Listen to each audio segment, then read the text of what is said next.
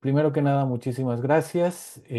Muchas gracias a todos los que están participando en este evento que se llama Tiempo de Definición, ¿qué está en juego en las elecciones en Bolivia?, organizado por Anglo Bolivian Society. Una vez más, muchas gracias a todos por atender y muchas gracias a Iván Velázquez y Carlos Toranzo por amablemente aceptar participar en esta conversación que vamos a tener. Voy a dar paso a la voz a Winston Moore, presidente de Anglo Bolivian Society, para que haga la introducción y después vamos a dar inicio a al juego de preguntas y respuestas con nuestros panelistas. Y más adelante, una vez que termine la sesión, si ustedes buscan hacer preguntas, por favor háganlo utilizando el botón de Q&A o levantando la mano para que les pueda dar el micrófono. Gracias. Estás en mute, Winston. Muchas gracias y bienvenidos. Quiero simplemente reiterar algunos de los elementos que planteamos en el volante que hicimos circular respecto a este conversatorio, que dice: en medio de una de las más duras crisis económicas que el país ha sufrido, un ambiente caracterizado por la polarización y profundas divisiones tanto a la derecha como a la izquierda del espectro político, los bolivianos se preparan para elegir el próximo 17 de agosto las nuevas autoridades del país. La elección significa mucho más que un cambio de gobierno. Diferentes sondeos de opinión reflejan que la población ansía un golpe de timón y que permita mejorar la calidad de vida, superar los actuales problemas y recuperar o fortalecer la institucionalidad y la democracia en el país. En las urnas se elegirá no solo un nuevo gobernante, sino el modelo a seguir, una renovación completa o parcial, o seguir con el actual sistema, pero enderezando aquello que no salió bien. Todo ello en el marco de un contexto internacional cambiante en el que Bolivia busca posicionar su voz. Los destacados analistas Carlos Toranzo y Iván Velázquez conversarán sobre qué está en juego en los próximos comicios y qué desafíos enfrentan el próximo gobernante, gane quien gane. Entonces, empezamos. Ahí está, Carlos, te podemos ver, qué maravilla. Un gusto verte. Igual, Ya. Tenemos una serie de preguntas que podemos plantear, y creo que la primera pregunta es: ¿estamos viviendo un cambio de ciclo o un ajuste del modelo? Si podrían dar sus ideas, sus reflexiones respecto a este tema. mira, primero sobre la introducción que hiciste o hicieron conjuntamente. En la introducción enfatiza mucho la polarización. Debo indagar qué polarización. ¿A qué se refieren con polarización? Hace 20 años, hace 15 años, hace 10 años, hace 5 años, era correcto hablar de polarización. Hoy el tema polarización no es tan nítido, no es tan fuerte. El tema crucial para la gente es la crisis económica. En la introducción también ustedes plantean si iremos a un régimen de derecha o se quedará a la izquierda. Otra vez, esto no ayuda mucho a entender Bolivia, eso de izquierda y derecha, y menos aún de bloques populares. Quiero recordarles a los amigos que están escuchando, las izquierdas, cuando comenzó el MAS, defendían derechos humanos, medio ambiente, la madre tierra, la transparencia, los valores. Hoy nada de eso hace el MAS, nada de eso hizo el MAS, no lo hizo Maduro, no lo hace Ortega. Me da la impresión que los conceptos de izquierda y derecha no son tan útiles para analizar la realidad boliviana hoy, como tampoco lo son hablar de populismos o neopopulismos. Tan populismo el de Trump, el de Bolsonaro, como el de Evo Morales, el de Arce. Lo que ha venido decantándose en estos años en Bolivia es que ante la presencia de un gobierno fuerte, con una mayoría de 2/3, lo que se ha generado es una autocracia muy fuerte, muy, muy fuerte. Quizá las cosas que se tengan que oponer ahora es si vamos a vivir en autocracia que pinta un camino hacia una dictadura o habrá posibilidades de alguna oxigenación democrática. Quizá esto es más útil analíticamente y más todavía cuando encontramos que muchos de los sectores populares en Bolivia quisieran respirar democracia, aunque muchos de los analistas los ven como izquierda por ser populares, por ser tez morena, y quieren respirar democracia simplemente porque quieren mercados abiertos, porque no quieren economías cerradas, porque quieren seguir lucrando como cualquier empresario. Perdón por la referencia y después que intervenga Iván hablaré qué viene o qué se juega. Muchísimas gracias, Carlos. Iván, por favor, tu valoración. Un saludo a todos y gracias, Alberto Winston, por la invitación. A ver, estoy totalmente de acuerdo con lo que dice Carlos y básicamente pasando al tema de las referencias sobre cambio de ciclo o estamos viviendo una transformación. En el libro en el que Carlos Toranzo fue editor, Un siglo de economía en Bolivia, identificamos que los ciclos económicos en Bolivia básicamente duran 2 décadas. Si nos ponemos a ver datos y fechas, en 1985, con el 21060 y la nueva política económica, fue un periodo de transformación estructural que duró hasta el 2005, ¿no? Estamos hablando de casi 2 décadas. Y desde el 2006 ahora, al 2025, tenemos 19 años en los que básicamente el populismo implementó un modelo y una forma de hacer administración pública. Entonces yo creo que sí hay un cambio de ciclo que se nota básicamente porque lo que sucedió en términos económicos en estos casi últimos 20 años nos ha dado como resultado escasez y desabastecimiento en diferentes precios y variables económicas, ¿no? Y por otro lado, este cambio de ciclo tiene que ver también con la principal fuente de generación de ingresos del país, que era el gas. En este momento el gas se ha hecho gas, ha desaparecido y básicamente las fuentes de ingreso en Bolivia son casi nulas, ¿no? Y por otro lado, representa esta nueva etapa económica, una nueva etapa de repensar. Básicamente, dejamos de lado el modelo extractivista o continuamos haciendo lo que venimos haciendo desde la colonia, ¿no? Muchísimas gracias a los dos. Un muy buen comienzo de este evento. Eh, Quisiera entrar justamente en lo que hemos estado hablando.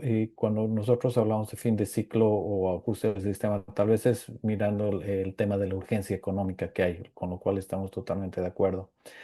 Pero cuando uno escucha a los diferentes programas que hay, claramente hay dos modelos jugando, pero cuando uno escucha hablar también a los candidatos, además del énfasis en lo económico, uno se pregunta y dice, 20 años de un modelo económico, pero también de una serie de cambios sociales.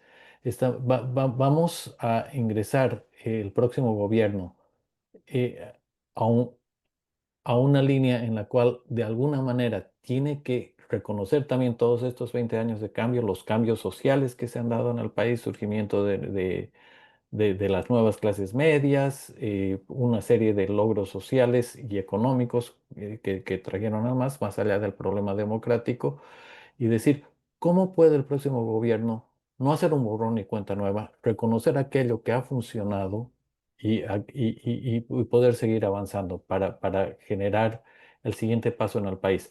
¿Realmente los próximos gobernantes van a poder tener la capacidad de avanzar en este tema o o hay el riesgo de gobiernos demasiado débiles que no puedan lograr este tipo de consensos?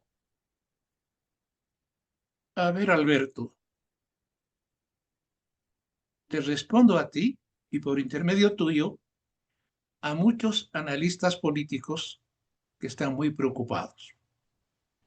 Se rasgan las vestiduras y dicen, es lamentable, pero va a haber una dispersión total del voto. Y con la dispersión del voto no se va a poder hacer absolutamente nada. Me pregunto, ¿quieren gobiernos hegemónicos? ¿Se acostumbraron a gobiernos de 2/3 de parlamento? Creo que ahí no están razonando bien, Alberto. Quiero recordarles que el 85 no había ninguna mayoría parlamentaria de 2/3. Hubo la necesidad, el 85, de fundar democracia representativa por primera vez en Bolivia y hacer política de diálogo y de pactos, lo que se denominó democracia pactada. La democracia es pacto, es diálogo. De lo que percibimos ahora en las encuestas, cuando más 4 candidatos tendrían alguna representación parlamentaria aceptable. Eso los obliga a dialogar y a pactar, a hacer políticas de diálogo y de concertación. Entonces, enhorabuena que pueda suceder esto. Muchos otros se rasgan las vestiduras porque lamentablemente Tuto Quiroga y Samuel Doria no se unieron. Pero una de las cosas extrañas que resulta de esta falta de unión es que ambos van a sacar una mayor cantidad de bancada parlamentaria que aquella podrían sacar, que habrían podido sacar estando juntos. Eso es paradójico, pero es así. De otra parte, ¿de qué modelo hablamos con el MAS? Se ha insistido mucho, Alberto, en el modelo productivo social comunitario. ¿Hubo algo de comunidad y de comunitario en el gobierno del MAS? Fue un clásico capitalismo de Estado. Y no fue absolutamente un Estado autonómico. Y le llamamos modelo porque simplemente se sentó en aquel regalo que le dejaron los, entre comillas, neoliberales, de la existencia de una gran cantidad de gas. Usaron el gas, lo dilapidaron, no hubo modelo comunitario. Mucha gente ha salido de la pobreza por indicadores de ingreso, no por necesidades básicas insatisfechas. La carencia de agua potable, de saneamiento básico, de salud, de educación, es la misma de antes. Y hoy, con la crisis económica, esos sectores que pasaron a ser las nuevas clases medias están volviendo a ser los pobres de antes, porque no tenemos el boom.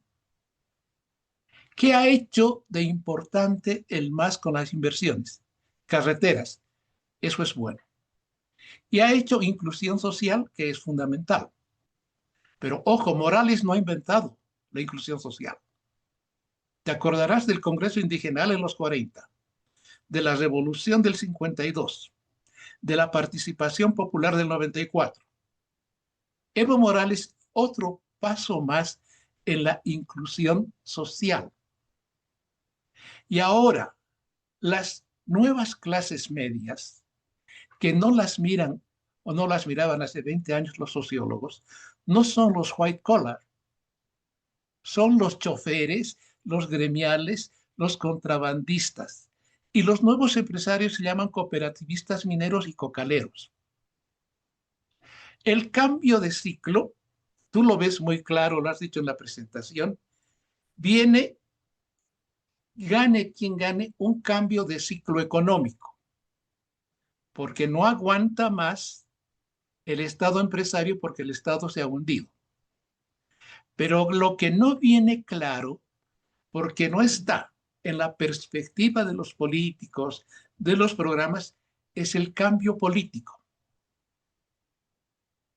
Lo que hemos vivido con la revolución del 52 es un fuerte corporativismo en la política que se ha multiplicado por 10 veces con Evo Morales, un gobierno totalmente corporativo, lo cual quiere decir un gobierno autoritario. Probablemente, y como esta es la cultura boliviana, sigue existiendo corporativismo, pero quiero darte dos luces. En 2016 ganó el referéndum del no. ¿Quiénes lo ganaron? Todos los jóvenes que no querían que repita gobierno Morales. Ellos cuidaron las ánforas electorales en todos los recintos, mientras dentro de los recintos electorales estaban los partidos políticos. Círculo virtuoso entre ciudadanía y partidos políticos. ¿Quién votó? ¿Quién hizo que el cobarde renunciara en 2019? Niños, jóvenes y mujeres. Se llama ciudadanía. Y actuaron utilizando los nuevos medios y utilizando tecnología. Hoy hay una luz de ciudadanía conectada con la nueva tecnología. ¿Podría esto crear un poco de democracia en el mar de corporativismo del cual siempre ha vivido Bolivia? Si es que quienes llegan al poder entienden que no basta el cambio de ciclo económico, sino que es necesario también un cambio de ciclo político. Iván. Yo creo que es muy importante la distinción que hace Carlos Toranzo, porque desde el punto de vista económico, si establecemos políticas públicas en la misma dirección que hemos estado estableciendo las políticas hace 20 años, vamos a estar en la misma crisis que en la que estamos en la actualidad. Y es necesario tomar otro rumbo y otro tipo de medidas. Entonces, el cambio necesario es un cambio en la esfera económica, ¿no? Siguiendo básicamente la lectura que Carlos Toranzo bien la señala.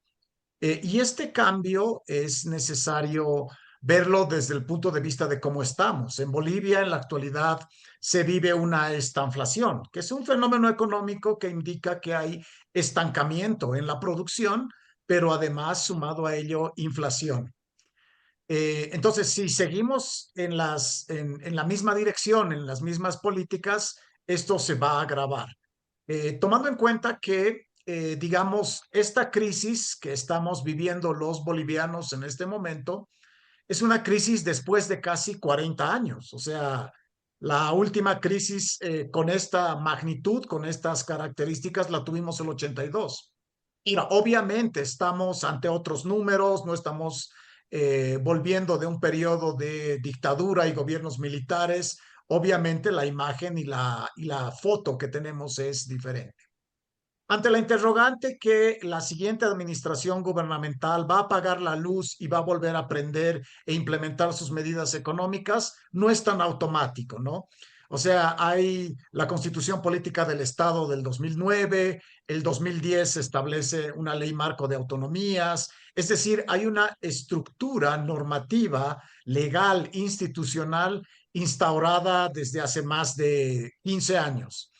Y obviamente la nueva administración gubernamental tiene que tomar en cuenta esa forma y esa arquitectura institucional que ha estado funcionando todo este tiempo. Ahora, ¿qué es lo importante que hay que tomar en cuenta en lo que Carlos Toranzo menciona, que el cambio viene por el tema económico? Es que hay que hacer exactamente lo que se hizo el 85, establecer primero un programa de estabilización de estos indicadores rojos que tenemos. O sea, no estoy diciendo volverse a hacer un 21.060, no me malinterpreten. Lo que estoy diciendo, sí, se tiene que establecer un programa de estabilización que básicamente mire escasez de combustibles, dólares y básicamente déficit fiscal, precios y crisis estructural, y ver temas vinculados a la producción. Winston, tus preguntas. Muchas gracias, Iván. Un poco para seguir el planteamiento, especialmente de Carlos, es importante entender el fenómeno de la migración que ha habido del campo a la ciudad, a las ciudades, ¿no?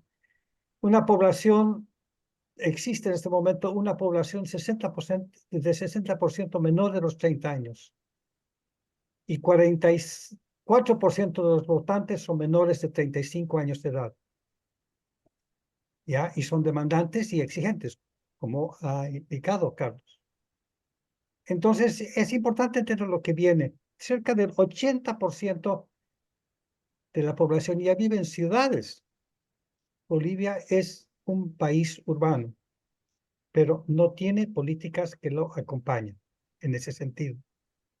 Entonces, hay esa distorsión en las políticas que también ha hecho referencia Carlos, porque el Estado sigue demandando, ¿ya? Sigue pensando en términos de los originarios, indígenas y campesinos, declarándose en ese sentido. No significa la realidad pluricultural y multicultural que existe en el país. Entonces, lo que se vislumbra para Bolivia para el más o menos 2030-2035 es que tenga 15 millones de habitantes viviendo en 90% de las ciudades, ¿ya? Resultando que 1 millón de kilómetros cuadrados van a estar sin población. ¿Cómo podemos resolver esta situación? O sea, volver de la concentración urbana hacia el espacio rural. Y eso va a ser necesario también para producir alimentos, la producción y también todo el tema étnico-cultural.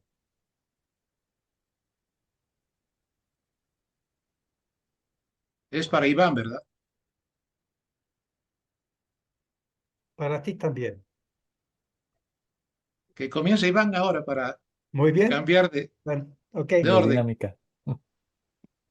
Okay, una de las cosas que Winston ha mencionado, y estoy totalmente de acuerdo, Bolivia es más urbana que rural con respecto a hace 70 años con la revolución del 52. Pero el resultado de estos 70 años, luego de la revolución del 52, es que en Bolivia se han identificado asimetrías territoriales que ni la ley de participación popular ni la ley marco de autonomías han resuelto.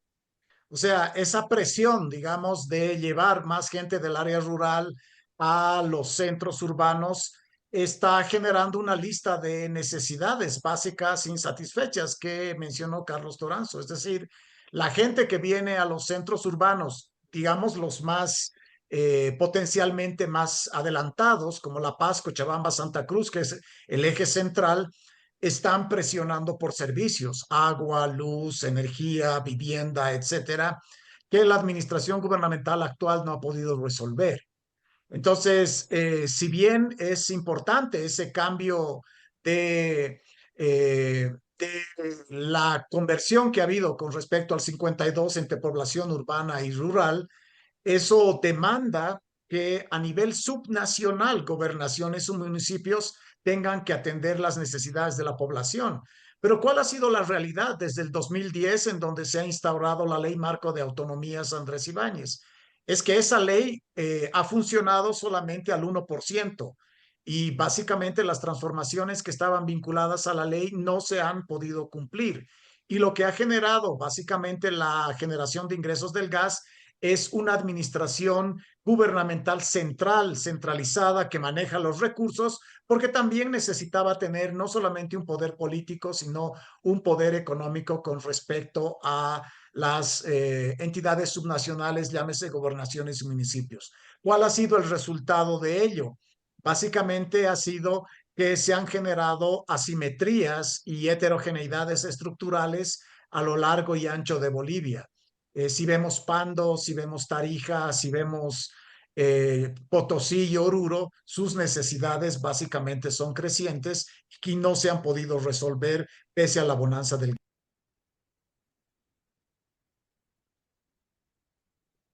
A ver, voy yo. El censo del 92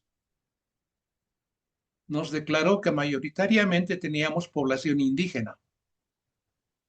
Nos calificaron como un país indígena. De manera instrumental, el MAS, a la cabeza de García Linera, utilizaron esto en beneficio propio. En la boleta censal del 92, el ciudadano que asistía al censo debía inscribirse a 5 opciones de pueblos originarios.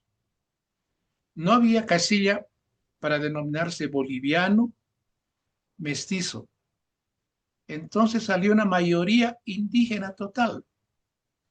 Pero ya muchas encuestas anteriores nos daban que lo indígena representaba entre 10 y 15%, no más. Los demás censos insisten todavía en no poner la categoría boliviano y mestizo, sino siempre dicen, ¿eres de pueblo originario o no? Se dio vuelta la tortilla. Y ahora lo que debo decirte, Winston y Alberto, en la discusión de las elecciones no estamos discutiendo temas identitarios como los que se discutieron hace 20 años. Desde esa perspectiva, el Estado plurinacional ha fracasado, porque no había sociología, no había población para las más de 36 nacionalidades que nos puso el MAS. Y si algo intentó el MAS en 20 años, es borrar a los mestizos.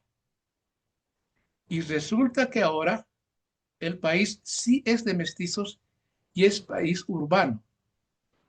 80% de población urbana, la mayoría mestizos. Pero hay que aclarar bien y finamente, mestizos que no tienen por qué negar su fondo cultural, el que habían venido de pueblos aymaras, de pueblos quechuas, pero son mestizos y mestizos globalizados. La ciudad del Alto, segunda ciudad del país, es plenamente globalizada. Ahí no se estudia inglés, se estudia chino mandarín. Y las novelas que se miran cotidianamente son coreanas.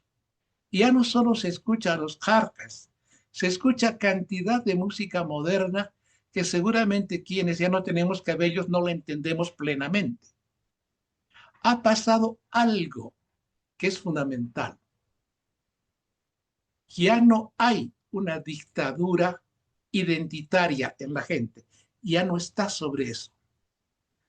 Y estos que hablaban de un Estado plurinacional y de la interculturalidad, trataron de introducir un modelo monocultural aymara, intensificando lo andinocéntrico en el mundo paseño, pero el mundo paseño es más mestizo, es semi-andinocéntrico, pero 70% está fuera de La Paz y no es un mundo andinocéntrico, es un mundo más bien abierto.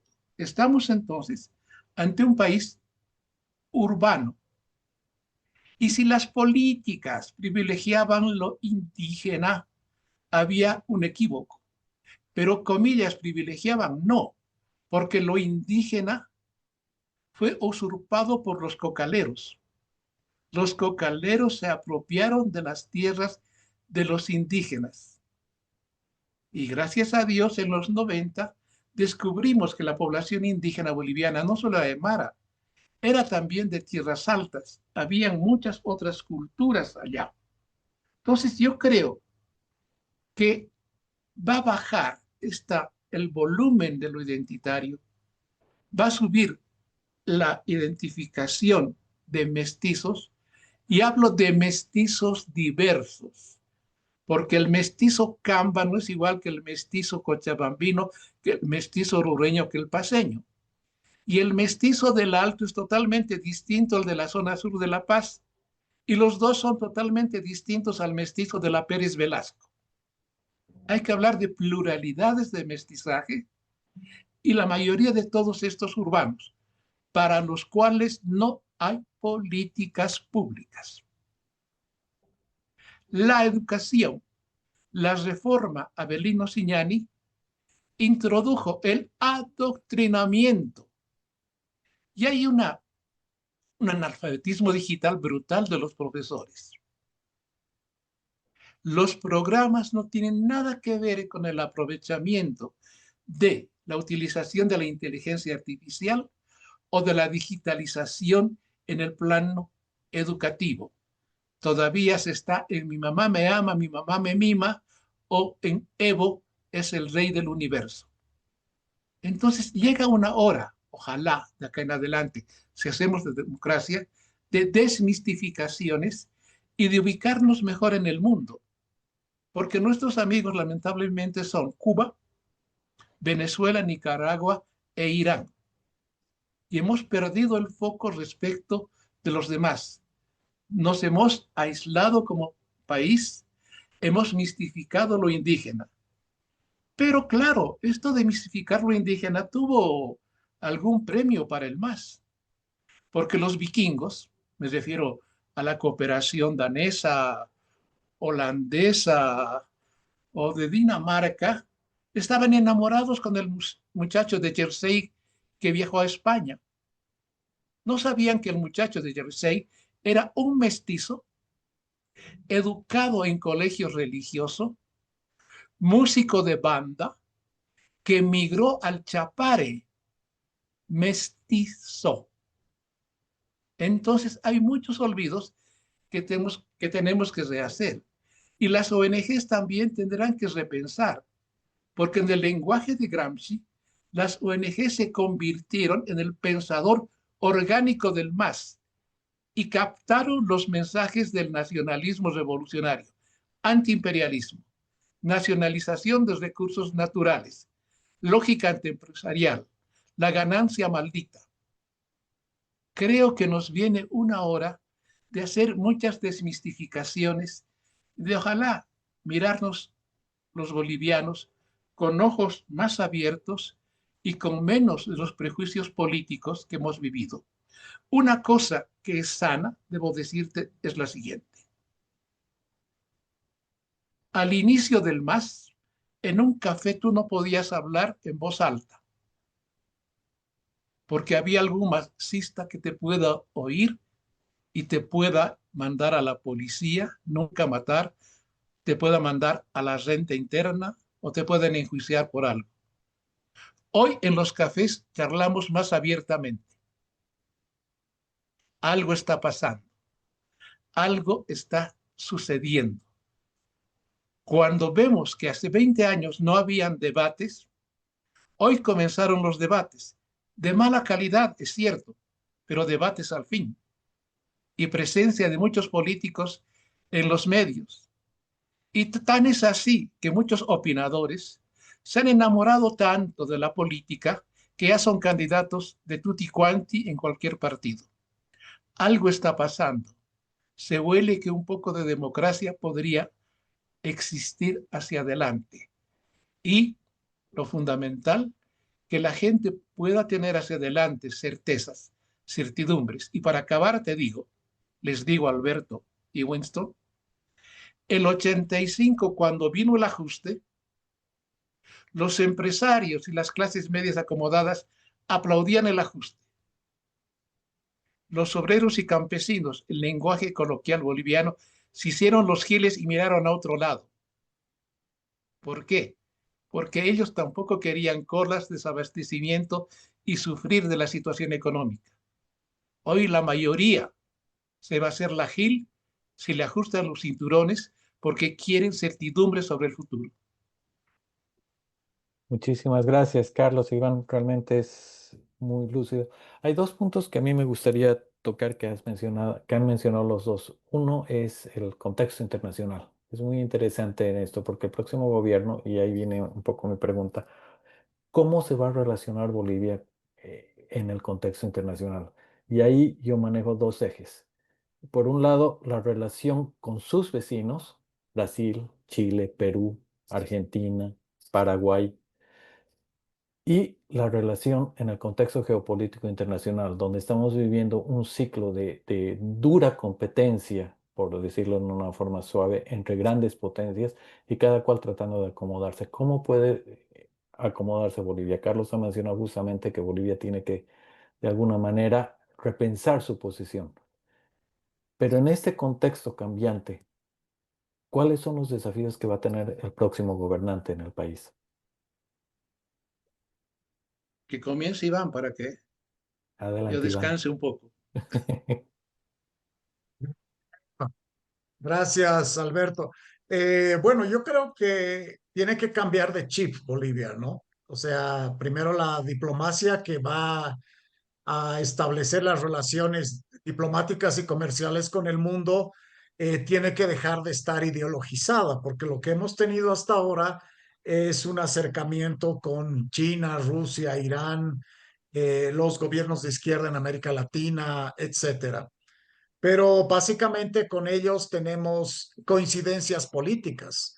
En este momento Bolivia tiene un déficit de ingresos, entonces tiene que buscar de alguna manera países con los que podamos establecer relaciones comerciales y generación de ingresos a través de la poca canasta de exportables que tiene el país.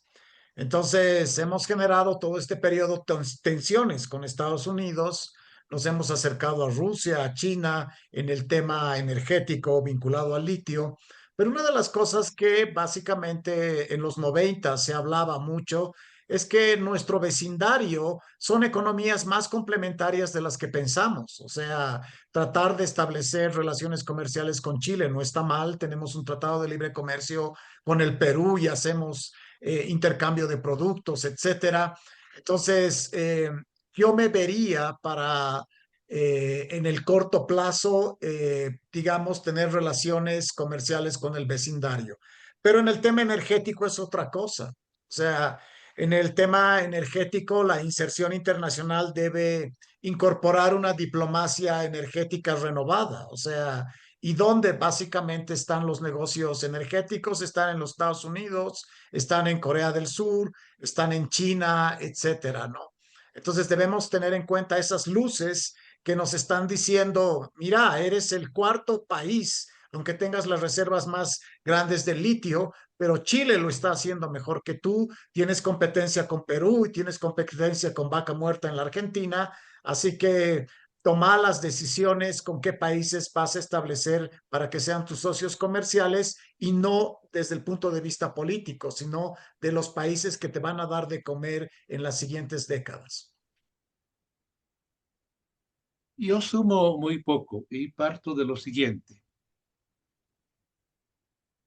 Habían funcionarios de carrera en la Cancillería. No los hay más. Los han echado absolutamente a todos. La administración pública, que era de 250.000 funcionarios, ahora es de 600.000 funcionarios. Toda clientela del MAS. Hoy, la universidad, el colegio, no genera movilidad social. Puedes tener más años de universidad y eres taxista, es mejor contrabandista o militante del MAS. Requerimos instituciones. Este es un tema vital, porque se han desmontado las instituciones en todas partes.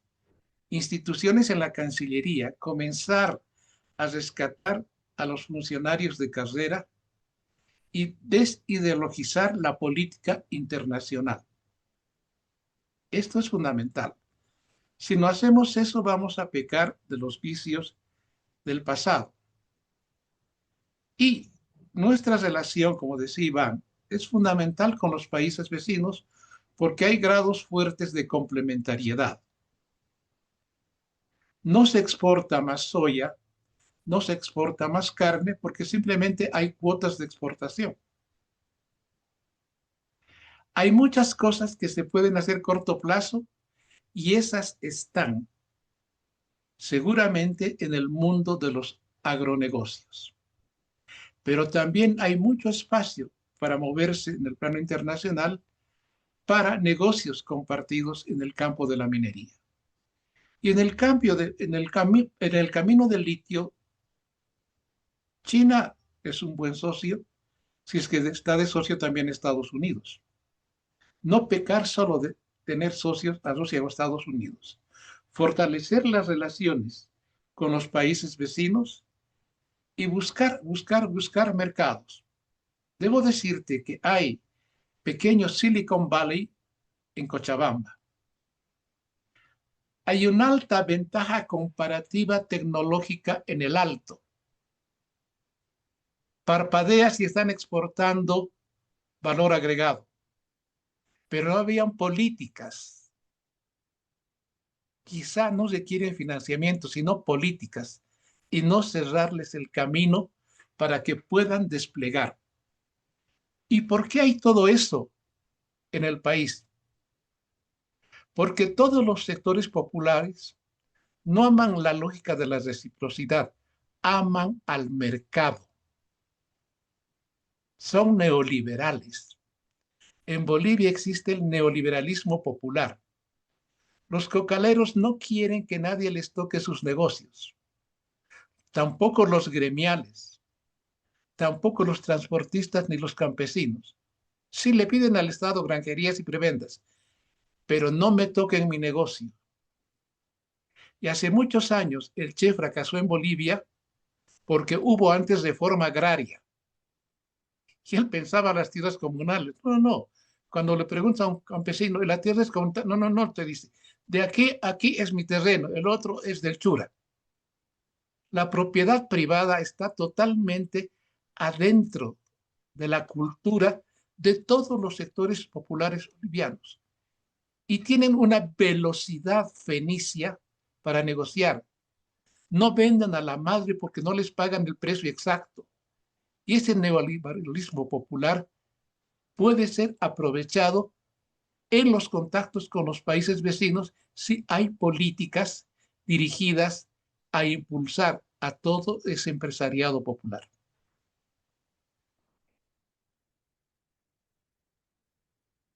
Muchísimas gracias, Winston. Carlos, interesante tus referencias. Si podemos ver, por ejemplo, y hiciste mención de China, las relaciones con China a nivel popular, los comerciantes en Guangdong están integrándose con familias allá y hay una integración no solamente en China para después traer productos, no solamente ropa usada, pero también otro tipo de productos a través de Chile a Bolivia y de ahí a Brasil y Argentina. También hay una presencia de los grupos originarios, comerciantes, no solamente en ese comercio internacional que se hablaba en un momento que también iban a tener un barco propio para promover su comercio. Pero hay también relaciones con las comunidades aymaras y quechuas en el entorno de la ciudad de Buenos Aires, en los huertos que proveen a la ciudad de Buenos Aires.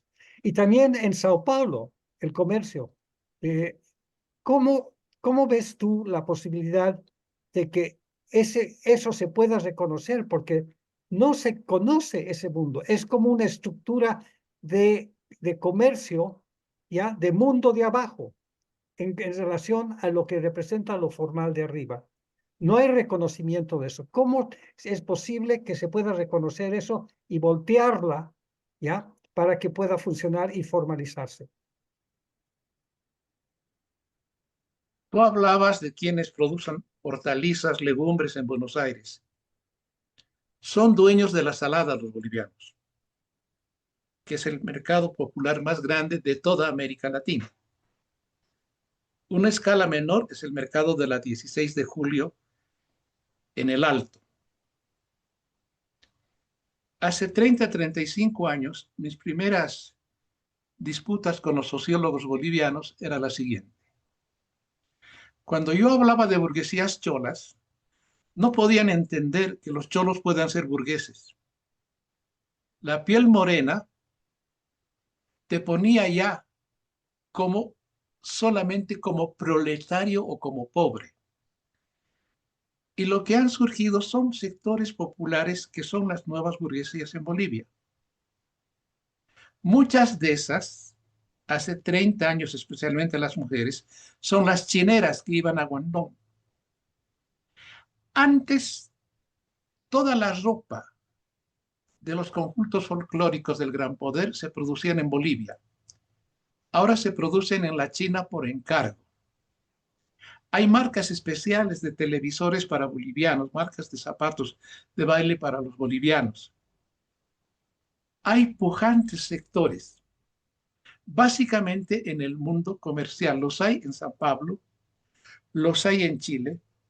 En Chile se apellidan Plata, en Bolivia se apellidan Colque, y Colque es plata. Entonces, hay una cantidad de tejidos de estos sectores populares que hay que mirar y abrirse. El círculo de la unión no se ha abierto todavía. Hay cada vez menos gente en el círculo de la unión. Pero ¿dónde se contactan los empresarios populares? En el Gran Poder, en la fiesta de Urucupiña, en la fiesta del 16 de julio en Santa Cruz.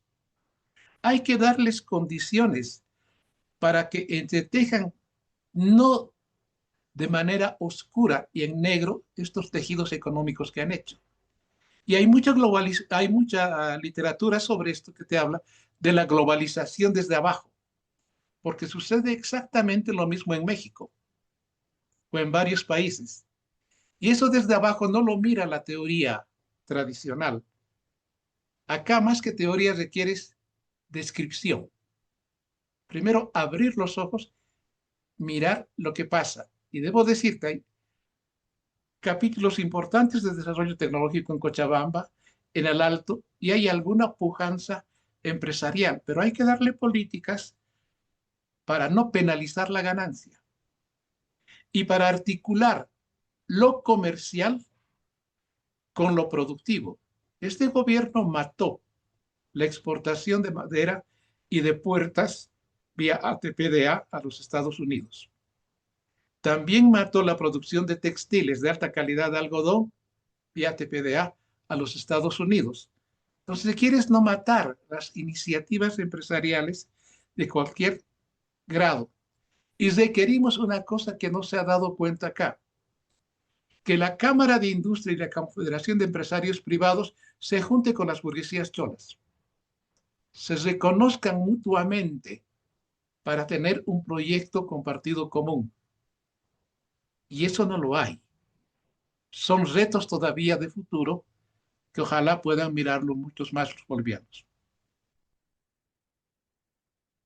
Iván. Comentarios, estoy totalmente de acuerdo. La pregunta además de Winston era Carlos, ¿no? O sea, Perfecto.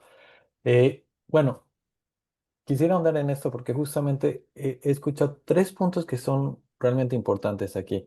Esta elección, de alguna manera, más que, digamos, fin de ciclo, cambio de modelo, o como Carlos bien ha dicho, dejemos de pensar en polarizaciones o estas situaciones trágicas, es oportunidad.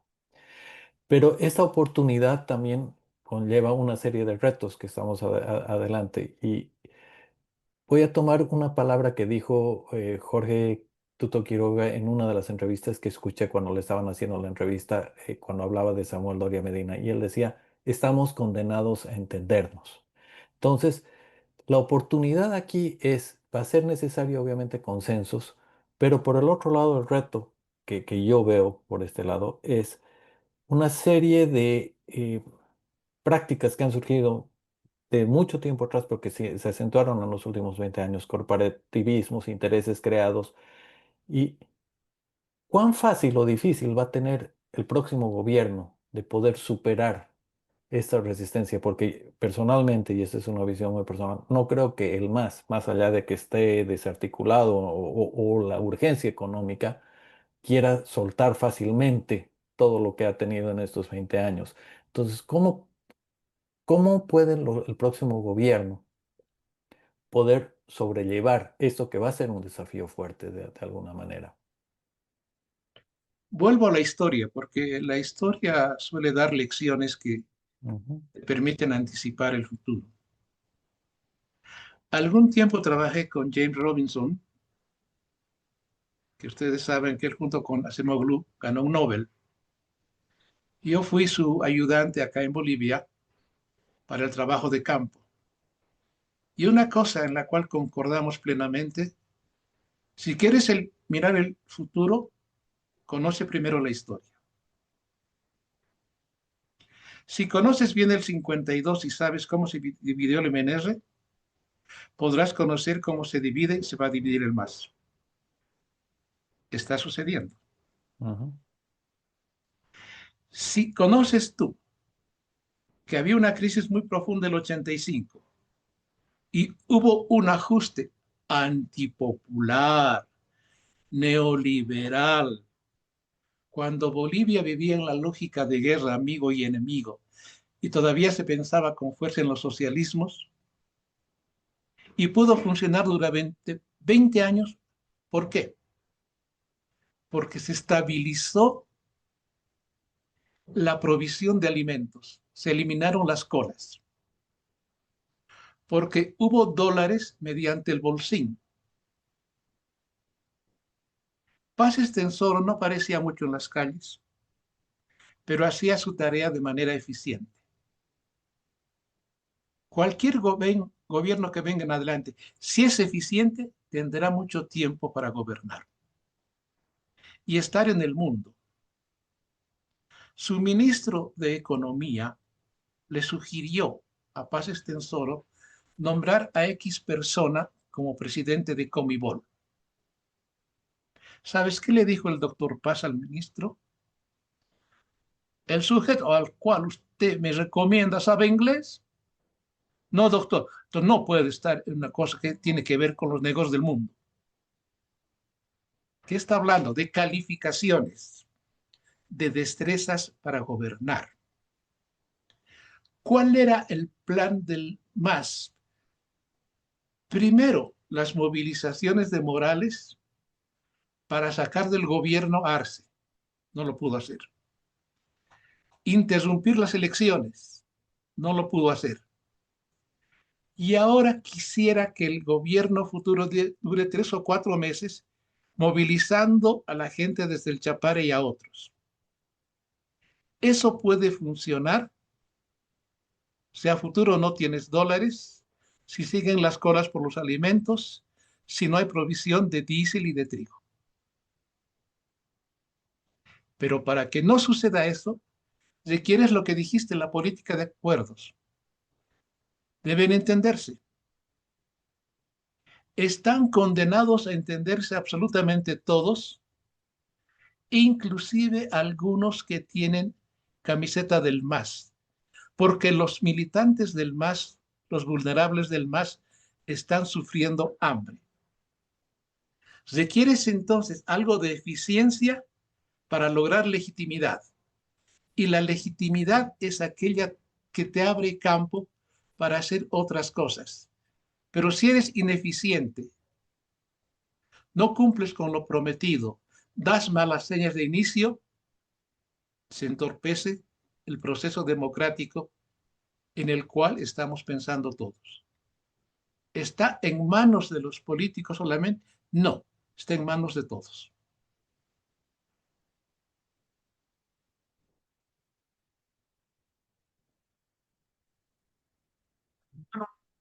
Yo creo, Alberto, que sí hay un cambio de ciclo. Ya lo he mencionado, los ciclos, pero es un ciclo económico. Los ciclos económicos en Bolivia duran en promedio de 20 a 25 años y eso lo hemos comprobado desde básicamente el 1900 hasta la fecha.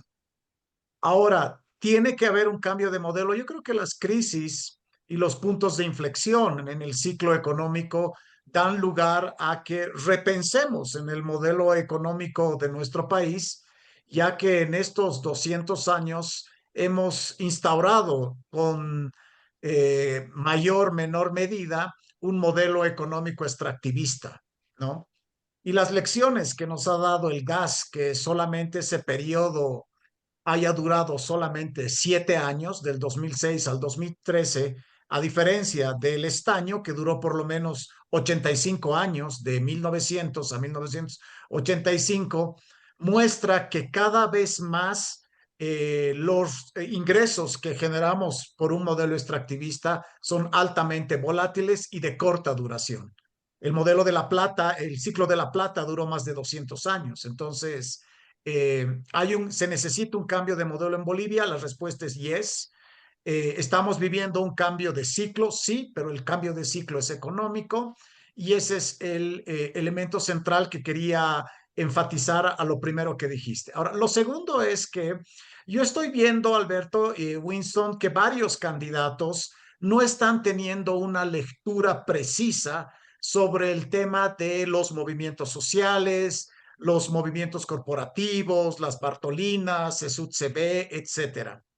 O sea, si van a actuar como básicamente era antes del 2005, yo creo que vamos a enfrentar en los siguientes meses marchas, paros, huelgas y vamos a entrar en una crisis social, pero además política, que ya la estamos viviendo en este momento, ¿no?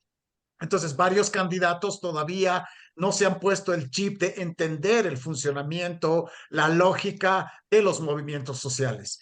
Y ese elemento de trabajar con ellos es clave, que tiene que fortalecer la estabilidad económica que se tiene que plantear a partir de el día uno, digamos, de la administración gubernamental que empiece a manejar el país en los siguientes meses, ¿no? Y yo no veo, por ejemplo, el tema de el no entender ese funcionamiento. Ahora, una de las cosas que también hemos visto en estas 2 décadas, o sea, estaba dentro del plan de gobierno la polarización que ha establecido el MAS. O sea, gracias a la polarización y a dividirnos entre blancos, indígenas, caras, indígenas, cambas, collas, eso les ha funcionado al movimiento al socialismo durante estas últimas 2 décadas. Y gracias a eso han podido tener básicamente mayor popularidad en diferentes sectores de la población. Entonces es algo que ha funcionado. Según una encuesta, básicamente el 80% de los encuestados, según el Latino Barómetro, se siente polarizado y tiene desconfianza hacia el diferente, por ejemplo. De ellos, solamente el 21% en el 2025 se ha identificado con algún partido. El 90% de la población indica que percibe fraude electoral en estas elecciones de la siguiente semana. Entonces, esas cosas de percepción ciudadana nos permite ver que la polarización todavía está en nosotros. O sea, esas diferencias, etcétera. Y si la siguiente administración gubernamental no entiende, no lee eso, va a ser bien difícil de que haya una estabilidad social y política en los siguientes meses. Gracias a ambos en ese sentido. Adelante, Winston, Déjame acotar algo a Iván, Alberto, en este tema. con todo gusto.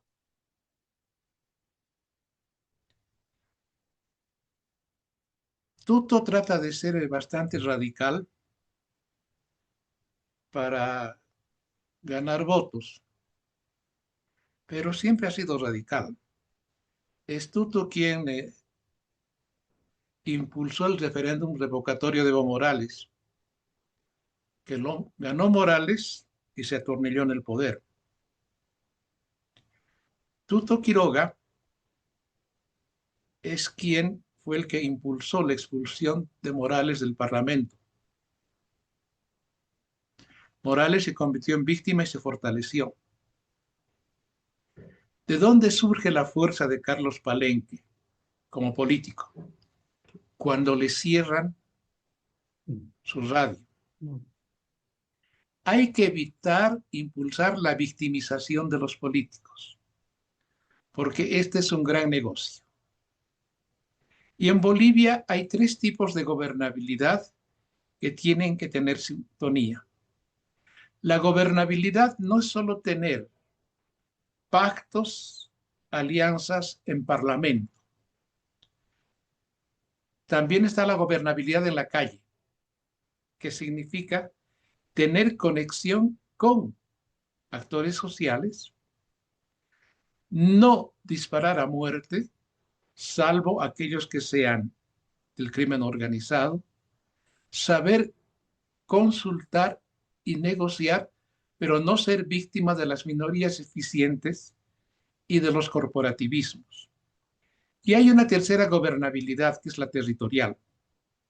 El año próximo vienen las elecciones subnacionales y es clave también que la oposición tenga un buen posicionamiento en gobernaciones y alcaldías.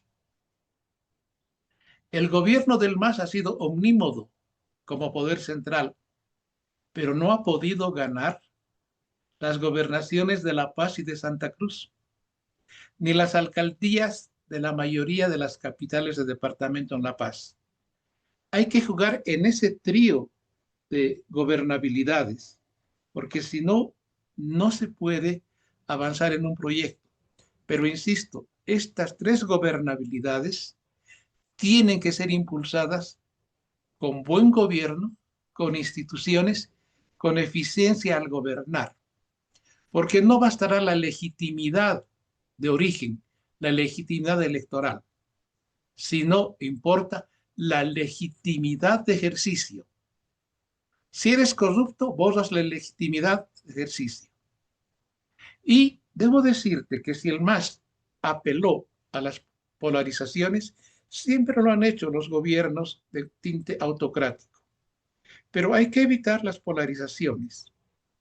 Pero las polarizaciones están básicamente en las cabezas dirigenciales.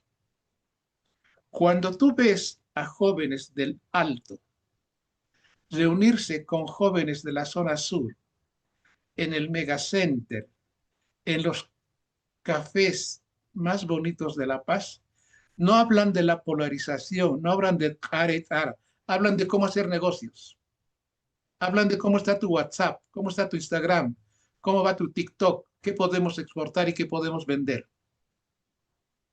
Hay que mirar en la política mucho a la vida cotidiana y no solo a las dirigencias, porque ahí nos equivocamos.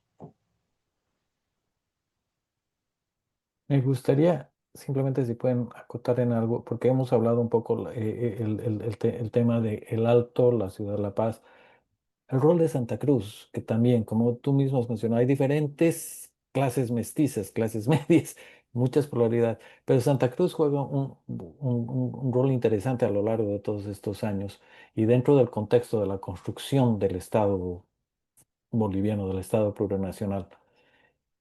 ¿Cómo se va a ver ahora? Porque también existe, y aquí voy a ser tal vez un poco controversial, el riesgo de que, así como no hay lectura de los movimientos sociales, ¿hasta qué punto Santa Cruz puede estar leyendo al país y el resto del país puede estar leyendo a Santa Cruz como para lograr un acuerdo de consenso nacional que permita salir adelante, tanto en lo económico, político y democrático, ¿no? Y social?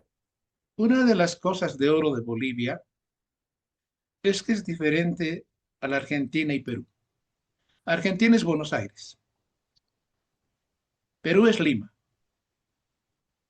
Bolivia es Santa Cruz, Cochabamba y La Paz. Esa es la ventaja demográfica. Es un eje, y es un eje que no es solo demográfico, sino es un eje político. Se decía hace 10 años Gustavo Fernández teorizaba que todo el poder político y económico se volcaba a Santa Cruz. Producen casi la misma cantidad de PIB. Demográficamente son casi del mismo peso los dos departamentos. Lo que pasa es que se juzga Ciudad de Santa Cruz versus Ciudad de La Paz, pero hay que ver Ciudad de La Paz y el Alto. Pero hay dos costumbres políticas muy distintas en estos dos lugares. Santa Cruz estaba muy lejos del Estado. Y por eso el tema del agua tuvieron que solucionarlo vía cooperativas. La electricidad, otro tanto. Los partidos no eran tan fuertes en Santa Cruz, eran más fuertes las logias. No sucede exactamente igual en La Paz.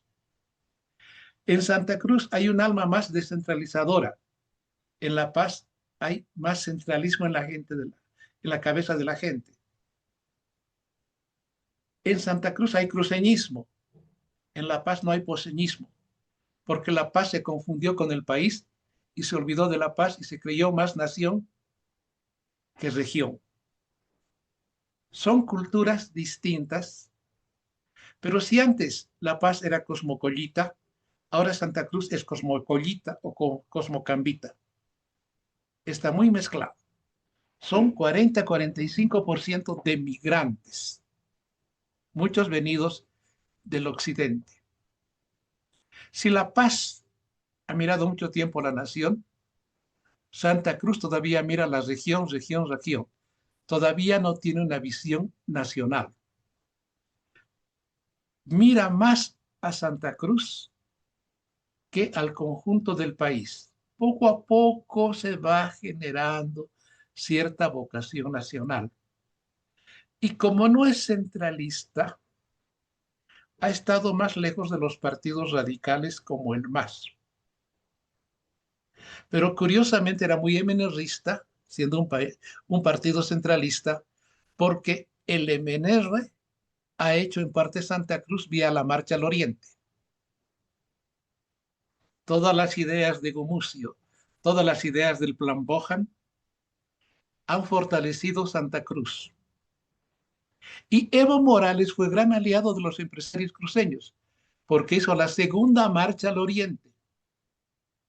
No hay que rasgarse las vestiduras al ver las alianzas entre partidos como el MNR o el MAS con el empresariado cruceño, porque esa es la teoría de Bohan, la teoría de Gumucio, la Marcha al Oriente.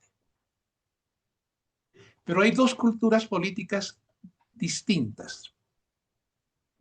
Y justamente una tarea pendiente del país es tener un tejido político, una articulación más fluida política en visión de país entre La Paz y Santa Cruz para fortalecer el país.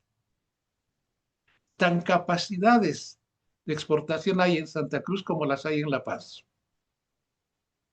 Y debo decirte que en lo cotidiano el mundo Camba es más democrático que el mundo Colla. El mundo Colla no es tan democrático como el cruceño, es más autoritario. Son culturas distintas, pero la riqueza de todo país está en la diversidad social, en la pluriculturalidad, pero nos falta tejer la interculturalidad. Y ese es un terreno que nos había ofrecido el MAS en su constitución y en realidad lo que construyó es monoculturalismo. El reto de la democracia futura es no solo aceptarnos como pluriculturales y pluriétnicos, sino construir interculturalidad. Quisiera comentar, si me permiten brevemente, lo que acaba de decir Carlos. Somos una sociedad entretejida, abigarrada, como decía Zabaleta Mercado, ¿no? Entonces hay que ir lograr esta interculturalidad. Pero también hay dos países, hay cuatro países, hay dos países en un sentido, dos países en otro sentido, ¿no? Porque hay dos países, hay dos Bolivias.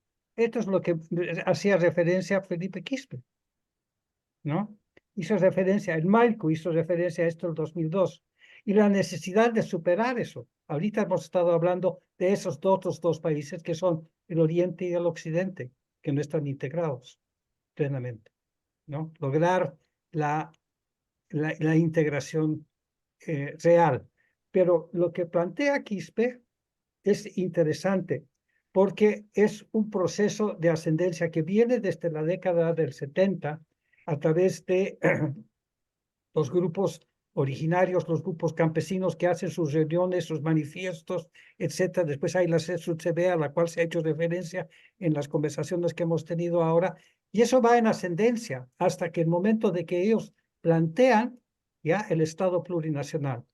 Pero ¿a dónde vamos a ir ahora? Si ha fracasado el Estado plurinacional, ¿cuál va a ser el planteamiento? Volviendo a lo que dice Quispe, Quispe dice, las dos Bolivias que representan las comunidades y criollo mestizos, mientras que la otra Bolivia refleja una sociedad indígena y sus comunidades, una corriente o tendencia alterna que socava la base del Estado-Nación Bolivia. Entonces, para resolver esta situación, Quispe propone la indianización a los criollos mestizos. O sea, hay que lograr esa integración, superar ese problema que plantea Iván, que dice procesos, no dice crear crisis social y política, chip de entender la lógica y chip de los movimientos sociales. Estamos y también que en todo lo que hemos conversado respecto a la diferencia entre los grupos, los empresarios aymaras, etcétera, en contraste con los empresarios establecidos del establishment, también hay estas divisiones que tienen que voltearse o tienen que integrarse. Eso es lo que está planteando. Hay una necesidad de una integración. Porque la alternativa en esta tendencia que vienen desde los movimientos sociales, Genaro Flores, etcétera, pasando a través del tiempo, es que vamos a llegar a una situación de un Pachacuti, ¿ya? Que es ya la integración, como la plantea Felipe Quispe.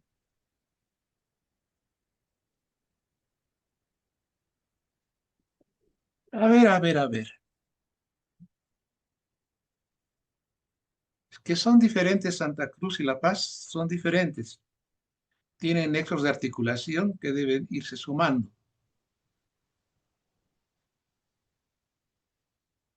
¿Hay indígenas en Bolivia? Son muy pocos. Comunidades indígenas son muy pocos. Son más campesinos que indígenas. Ahora, una cosa que no hay que dejar de mirar, ya no hay que mirar tanto la estructura urbano-rural, porque hay un continuum urbano-rural. Y el continuum urbano-rural está tejido por el vecino. El vecino es campesino, comerciante, micrero, taxista, muchas cosas a la vez. Te diría, comillas, la categoría indios viene de atrás, se volvieron campesinos, después indígenas, según sean los ciclos políticos. Para tomar el entrecomillado, los indios se han criollizado, se han aburguesado, porque buena parte de los empresarios populares son sectores populares, son mestizos y su horizonte es el mercado, es el mundo y la globalización. No es la comunidad, curiosamente.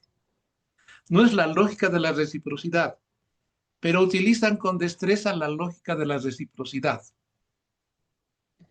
El trabajo domiciliario de Engels lo hacen de una manera perfecta en el Alto, explotando a sus familias para enriquecerse, después empresarios y exportar.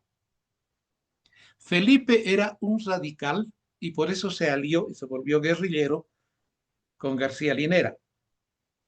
En cambio, el que tuvo un aire más democrático fue Genaro y Víctor Hugo Cárdenas, el que tejió la relación con el mundo liberal y hasta con Sánchez de Lozada.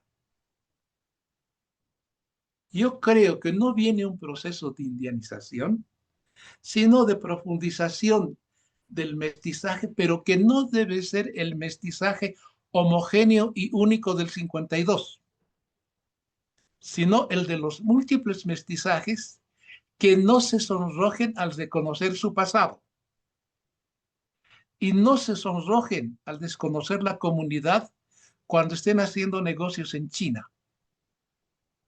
Cualquier migrante campesino quiere llegar al Alto, del Alto bajar a la ciudad de La Paz, de la ciudad de La Paz irse a Buenos Aires, de Buenos Aires a Nueva York. Ese es el itinerario. Es la mirada abierta hacia afuera. Entonces no creo en la indemnización, sino creo que es vía democracia, vía integración, y ojo, pongo comillas al concepto de integración, es integrarte a o construir con otra cosa distinta. Yo pienso en el construir con una democracia plural, pues, una democracia intercultural. Creo que eso es lo que viene hacia adelante como proceso de construcción, ya no de Estado-nación, sino de una cosa distinta.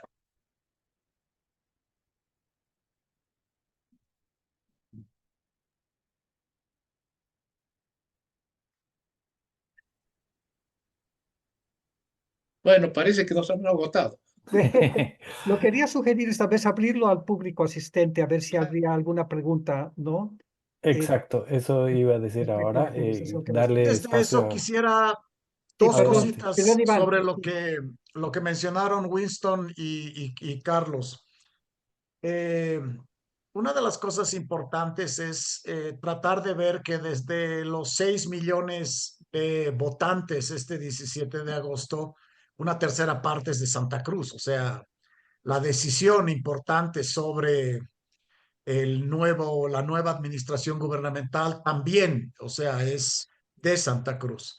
No es casualidad que Tuto haya elegido a un empresario de Santa Cruz como a su vicepresidente. Y también si vemos las veces que Samuel está haciendo campaña, está focalizado y centralizado en Santa Cruz. Entonces, Santa Cruz es importante en el tema de la votación de este 17. Otro elemento desde el punto de vista económico es que Cochabamba ya hace varias décadas dejó de ser el granero del país y obviamente el potencial agrícola, etcétera, se ha mudado a Santa Cruz y eso es altamente importante. Pero viendo más o menos a Alberto con ese cambio de modelo, etcétera, ya el modelo está pidiendo una intervención más activa y del sector privado. La bonanza del gas ha establecido que básicamente yo tengo mucha plata para gastar y obviamente vas a hacer la mejor administración gubernamental porque vas a gastar en lo popular y lo popular te va a dar votos, te va a decir que eres el superpresidente, etcétera. Pero lo que ha hecho la bonanza también en el tema del sector privado, etcétera, ha habido un desplazamiento de la inversión pública sobre el sector privado. En países en desarrollo se considera que básicamente debería haber una complementariedad del sector privado con el sector público. Eso no ha ocurrido en Bolivia. Entonces, y obviamente en este cambio de modelo que plantea como pregunta Alberto, debemos ver que el sector privado en las siguientes décadas va a ser extremadamente importante como un puntal económico para la siguiente administración gubernamental, porque el potencial agrícola, básicamente en Bolivia hay productos de demanda global. Eso es básicamente innegable.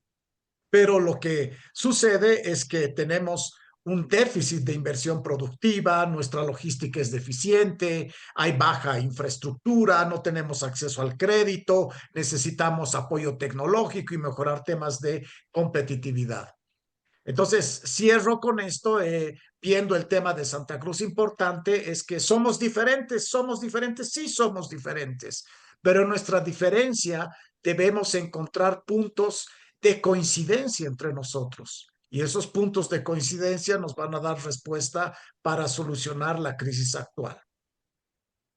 Muchísimas gracias a los dos. Y Déjame como hacer una acotación que ojalá sea la final. adelante. Hace 20 años se decía que Bolivia era país de tránsito de la cocaína de otros países. Hoy Bolivia produce pasta, clorhidrato, además es país de tránsito. Hay presencia de varios cárteles internacionales. Evo Morales acusa a Arce de defender a algunos traficantes y viceversa. La diferencia con el 85 es que hoy hay exagerada cantidad de cocaína en el país, que hay presencia de narcotráfico muy cerca del Estado y que, comillas, la reserva moral de la sociedad, una parte de los movimientos sociales, están totalmente conectados al contrabando y al narcotráfico. Eso acaba de suceder en Yayagua, sucede en las fronteras con Chile, sucede en las fronteras con Brasil. El fenómeno narcotráfico no hay que dejarlo de lado en el análisis del país del presente. Gracias, Carlos. Sí, ese es un comentario muy adecuado que lo hemos estado hablando justamente. Yo quisiera dar, por términos de tiempo también, el micrófono o el espacio a nuestro público para que hagan sus preguntas. Como les he dicho, pueden levantar la mano o escribir su pregunta en el Q&A y yo se las leo, como ustedes prefieran. Pero por favor, ya está abierto el espacio y si tienen alguna pregunta que hacer, adelante.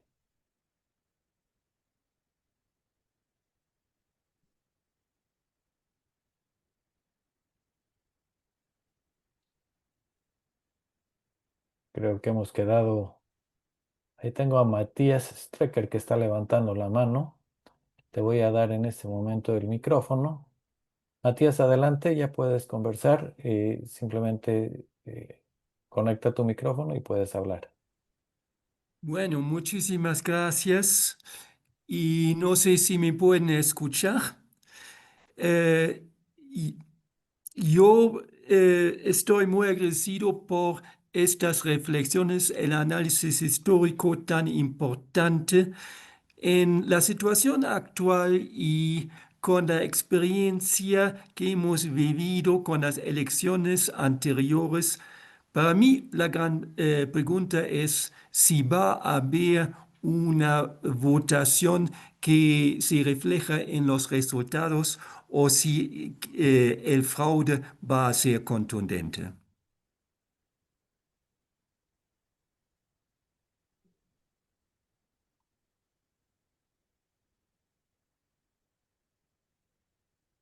¿Cuál de los dos quiere comenzar? Em, Siempre se habla de fraude en Bolivia. Zabaleta decía con sorna que el MNR que ganaba con 90% le aumentaba 5%. Ay, pero la experiencia venezolana ha alertado a muchas instituciones de la sociedad civil a hacer veeduría pública, a hacer control social. La experiencia del 2019 también nos alerta. Nunca se puede decir no va a haber. Quizá exista algo, pero no contundente. Quizá es una expresión de deseo, pero creo que hay mucha sociedad civil que está alerta sobre esta elección porque es crucial y por eso creo que quizá no pueda ser un fenómeno muy intenso. Perdón, voy a interrumpir ahí porque quisiera acotar algo que Carlos está señalando también en términos de fraude. Así como los mecanismos de control de las autocracias con las nuevas tecnologías han incrementado, los mecanismos de resistencia también. Y eso lo hemos podido ver en Venezuela, por ejemplo. A pesar de todo el fraude que se ha generado, ha quedado tan en evidencia y eso ha sido justamente por la organización de la ciudadanía, pero el uso de tecnologías que permiten denunciar muchas veces la manipulación del voto. Con lo tanto, yo quiero acotar es que si bien siempre hay riesgo de fraude y manipulación, hoy también es más difícil llevarlo adelante. Iván, no sé si tú quieres comentar algo. Lo que yo trataría de ver es que, o sea, el órgano electoral tiene básicamente la presión de garantizar que estas elecciones sean transparentes. Eso es totalmente cierto. Pero desde la última elección hasta ahora, básicamente el órgano electoral no ha transparentado el padrón, no se han hecho auditorías, etcétera.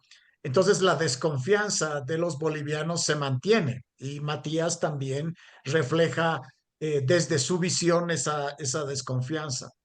Entonces yo pondría en precomillas, no voy a decir básicamente in stricto sensu va a haber fraude electoral en esta elección, definitivamente que no, porque también lo que dices tú, Alberto, se han reactivado mecanismos de control ciudadano. Hay varias plataformas en este momento que van a trabajar el 17 para garantizar, digamos, los números en tu mesa electoral. Eso es totalmente cierto, pero hubiera sido deseable desde mi punto de vista que el órgano electoral haya tratado de establecer de alguna manera los mecanismos de auditoría y de control electoral que la OEA le ha pedido en su momento. Han pasado varios años desde esas recomendaciones y no se ha hecho absolutamente nada. Entonces, la duda va a continuar y va a seguir hasta que no se transparenticen o no se hagan esas reformas que necesita el órgano electoral realizarlas. Tengo en el micrófono a Dudley Ankerson, que le estoy dando la palabra en este momento. Dudley, adelante con tu pregunta. Gracias. Una pregunta sencilla, pero primero les quiero agradecer muchísimo a, a Carlos y a Iván por sus comentarios muy, muy interesantes. He aprendido mucho en poco tiempo. No, la pregunta es el siguiente. Si, si hay una situación de inestabilidad y disturbios callejeros, como consecuencia de las elecciones, eh, el ejército va a tomar la calle, va a montar un golpe o se va a resolver esa situación de otra manera.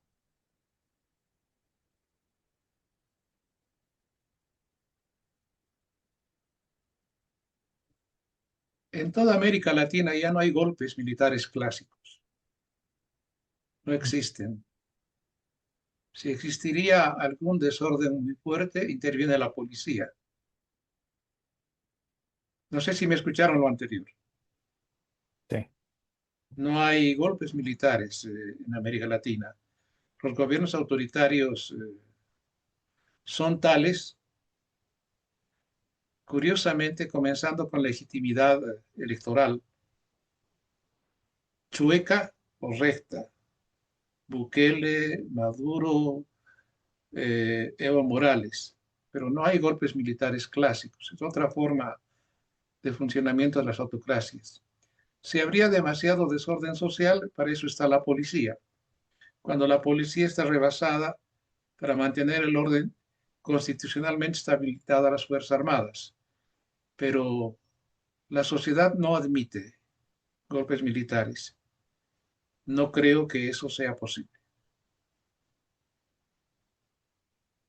Lo que yo puedo acotar es que el último golpe de Estado, Dudley, fue en los 80s. O sea, y Bolivia en todo este periodo no ha vivido un golpe de Estado con las características que teníamos en esos 18 años de golpes de Estado, ¿no? Entonces, lo que sí va a haber una garantía por parte de los sistemas de seguridad, que es la Policía Nacional, que en todas las elecciones reactiva el control y la seguridad ciudadana al votante y al proceso de votación. Eso sí está garantizado de acuerdo a la ley del órgano electoral y al decreto de implementación y reglamento del proceso electoral del 17 de agosto. Muchísimas gracias. Tengo una pregunta que ha escrito Brendan H., que es que va en lo siguiente, y la voy a leer textualmente. Muchas gracias por esta charla tan informativa. Una pregunta, ¿qué opinan del futuro de Evo Morales? Algunos candidatos han hablado de su captura si ganan los comicios. Difícil responder, muy difícil. No sabemos qué sucederá, pero mediano plazo es posible que viaje a algún país amigo, amigo suyo.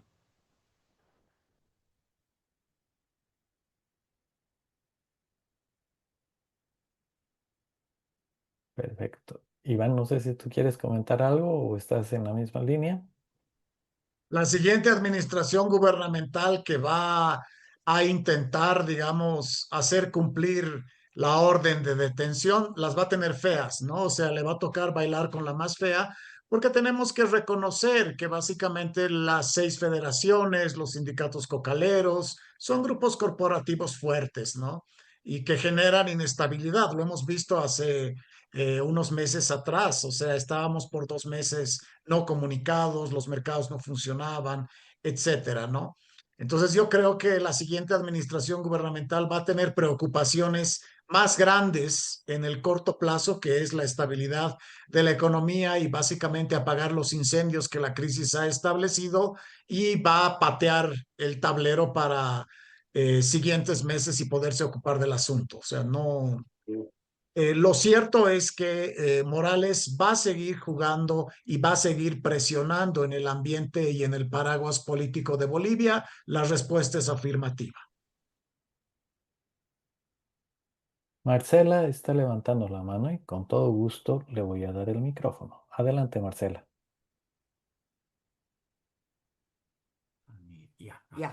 ¿Ya me escuchan?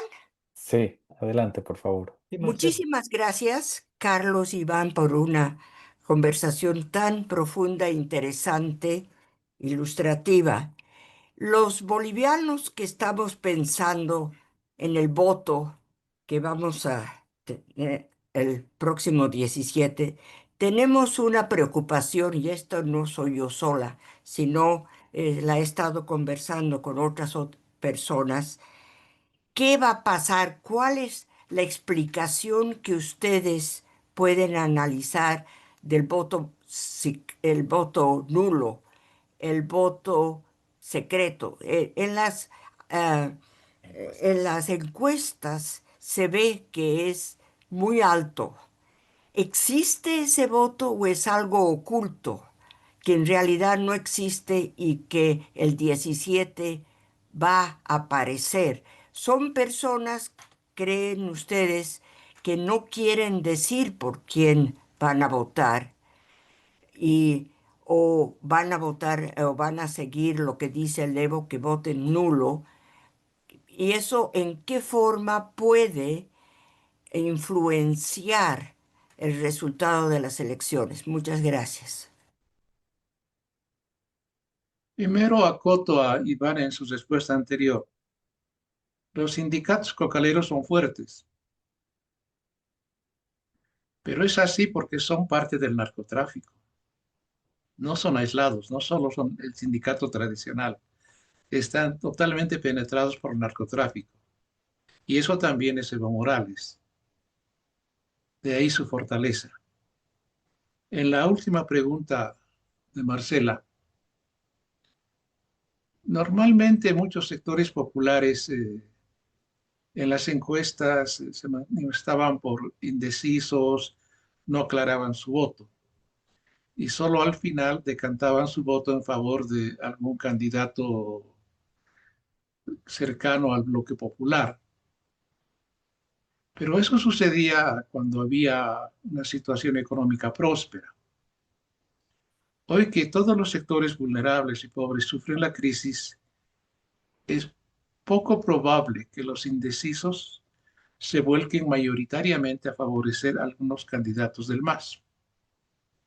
Y el voto nulo no cuenta demasiado en Bolivia, solo favorece a aquellos candidatos que han obtenido las mayorías en la votación. Y tampoco creemos que el voto nulo sea muy fuerte.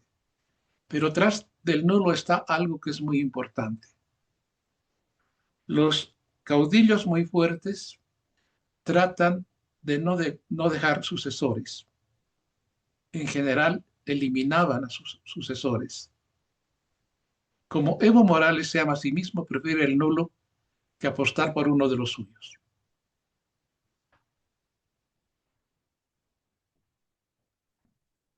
Que yo puedo mencionar al respecto es que básicamente lo que ha establecido, lo que hemos visto en estos días, en la sugerencia de que los bolivianos puedan votar nulo, básicamente es leído como una señal de protesta ciudadana, ¿no?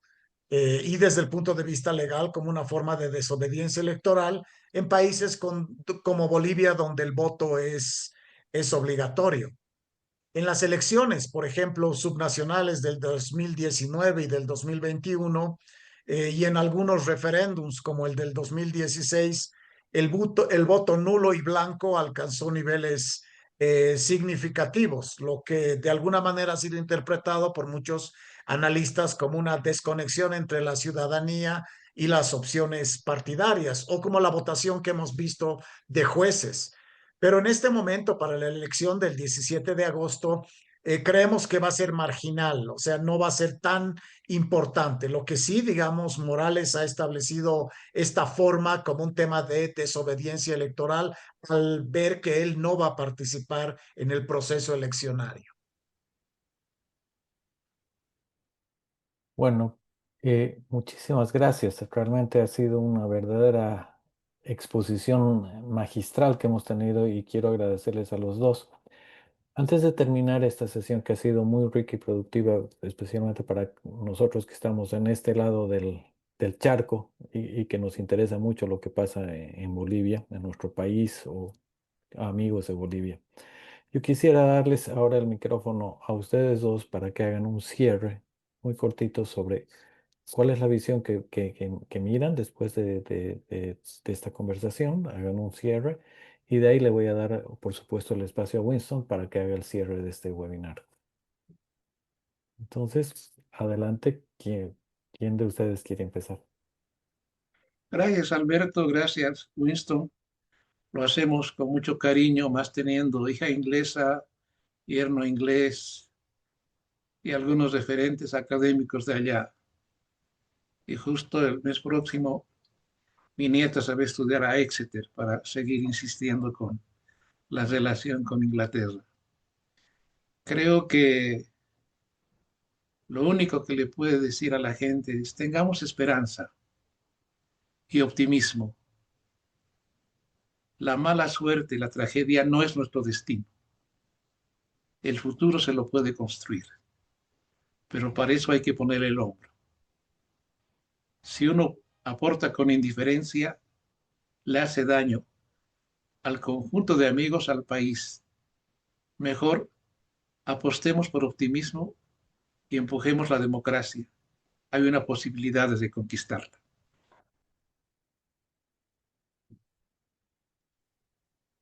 Muchas gracias, Winston y Alberto, por la invitación que me han hecho. A Carlos he aprendido mucho de su exposición. Yo creo que una de las cosas que vamos a ver después del 17, y yo creo para cerrar mi participación, es el periodo del desafío. O sea, no se olviden que de acuerdo a las últimas encuestas, lo más probable es que tengamos segunda vuelta. La segunda vuelta se va a organizar en 2 meses. Estamos hablando que para octubre vamos a tener, o para la primera quincena de noviembre, un presidente electo para Bolivia. Lo que significa que estos siguientes 6 meses que vienen, la economía va a navegar o va a estar en piloto automático, la crisis va a continuar, etcétera. Y por el otro lado, en términos de los tiempos, básicamente el primer semestre del siguiente año va a ser un semestre de estabilización, de implementación de políticas para resolver el tema de crisis. Entonces, lo que le quería mencionar al cierre, básicamente es el horizonte temporal que tenemos de mantenimiento de la crisis, de mantenimiento de los problemas económicos, de un relativo incremento de la inestabilidad y presiones de grupos sociales a inicios del siguiente semestre, lo vamos a ver. Y otra de las cosas que es importante de mencionar es que no van a haber soluciones automáticas. O sea, estoy yendo a 5 kilómetros por hora, luego cambio a caja sexta y voy a estar a 250 kilómetros por hora como país, etcétera. No, eso no va a ocurrir. Hay un proceso largo todavía en el que Bolivia tiene que verse inmerso. Brendan me preguntaba que básicamente hay algún candidato que va a unir al país. Yo creo que en las condiciones actuales el país va a continuar dividido. O sea, es un proceso que tiene que cerrarse básicamente, y eso empieza con reducir el tema de la polarización. Insisto en el tema de Alberto, hay un cambio de modelo, yo creo que debe haber un cambio de modelo, del modelo extractivista a otro, no sé cuál todavía. ¿Estamos en el fin de un ciclo? Sí, los periodos, este periodo ya es un periodo de cierre y hay que pensar en otras cosas. ¿Van a haber fórmulas automáticas? No. Muchísimas gracias por la invitación. Muchísimas gracias a los dos y ahora le voy a ceder el espacio a Winston para que haga el cierre de este webinar. Carlos, Iván, muchas gracias por la presentación y por estar presentes con nosotros acá y nuestros miembros y amigos acá, no solamente en el Reino Unido, pero también en Bolivia. Entonces ha sido esto una presentación, un encuentro eh, anglo-boliviano o británico-boliviano, que es lo que nosotros representamos como la Anglo-Bolivian Society. Les agradezco infinitamente por su participación y sus presentaciones, como dijo Alberto, magistrales. Muchas gracias por asistir. Muchísimas gracias, Winston. Muchísimas gracias, Iván, Carlos, una vez más. Un recordatorio a todos quienes han atendido este webinar. Vamos a tener la grabación de esta conversación que ha sido muy rica y la van a poder encontrar pronto en nuestra página web y también la vamos a compartir vía email y por nuestras redes sociales para que ustedes puedan continuar disfrutando de este debate que hemos tenido hoy en día. Muchas gracias y hasta la próxima.